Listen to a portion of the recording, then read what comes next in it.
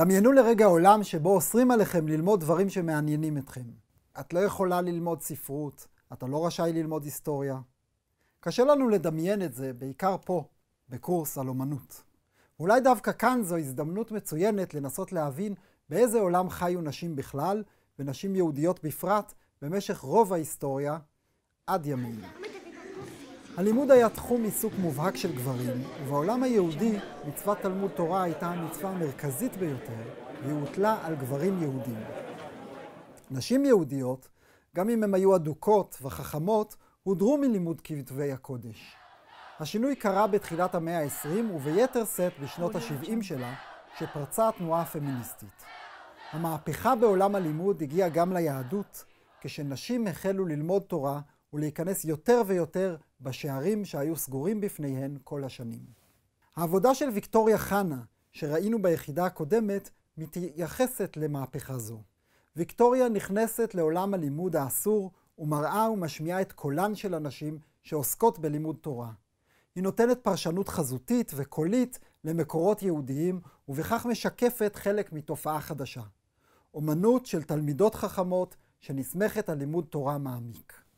המחזאי והמשורר הגרמני ברטולד ברכט, מהבולטים במתנגדי המשטר הנאצי, אמר שהאומנות לא צריכה לשמש מראה למציאות, אלא להיות פטיש המעצב את המציאות. עולם האומנות הוא מרחב שיכול לספוג טלטלות ושברים, מבלי לגרום לנזק ממשי, או לפחות לנזק בלתי הפיך. ולכן דווקא יצירות אומנות יכולות להוביל לצמיחה ולהתפתחות של תרבות, לחולל שינוי ולעודד התחדשות, וזה בדיוק מה שקורה כיום בזירת האומנות היהודית הפמיניסטית.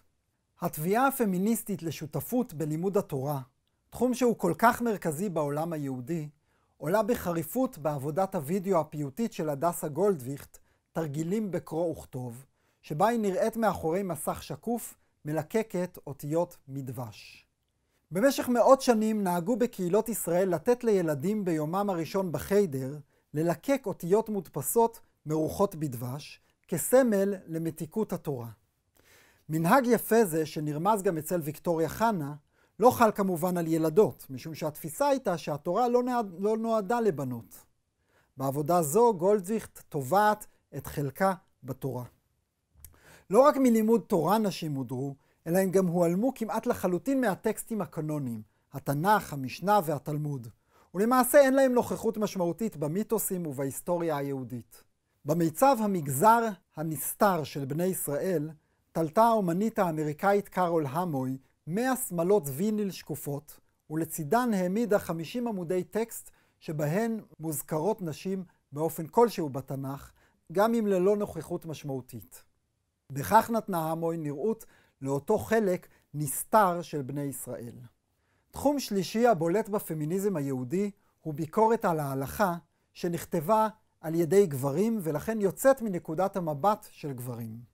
העבודה של נחמה גולן, שתלכי בדרכים טובות, היא סנדל עקב העשוי משכבות נייר, שהשכבה העליונה שלו היא תצלום של העמוד הפותח את מסכת קידושין במשנה ובתלמוד, המגדיר את טקס הנישואין כקניין חד צדדי שבו הגבר קונה את האישה.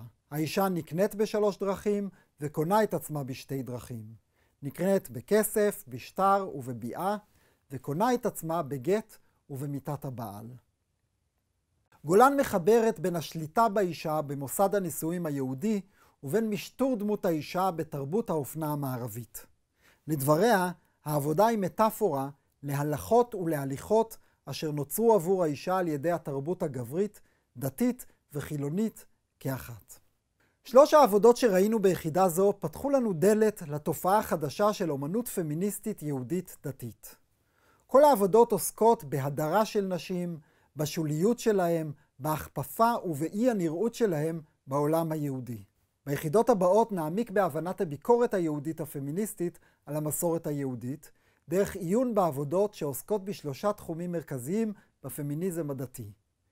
ביקורת הטקסט הדתי, ביקורת הריטואל, כלומר הפולחן והטקסים, וביקורת הממסד הרבני.